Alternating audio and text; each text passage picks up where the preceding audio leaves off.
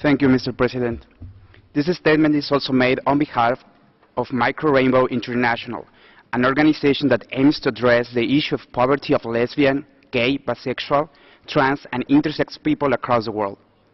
We would like to congratulate the Special Rapporteur for highlighting cases of discrimination against LGBT individuals in the private housing sector during her mission to Indonesia.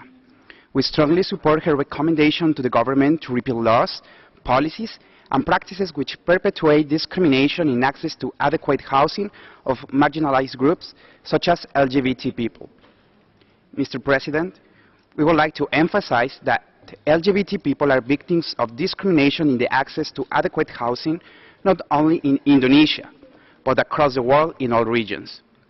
Many LGBT people are rejected by their families, expelled from their homes, and suffer harassment and evictions from their landlords. There is increasing evidence of the high incidence of LGBT youth homelessness and the related risk of abuse and violence in many countries due to familial intolerance and prejudice, homophobic, biphobic, and transphobic attitudes, and bullying or harassment at school.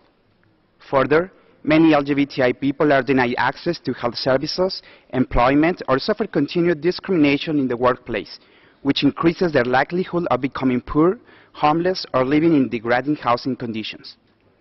Mr. President, we would like to remind states of their immediate obligation to ensure that all persons possess security of tenure and access to affordable, habitable, accessible, culturally appropriate, and safe housing.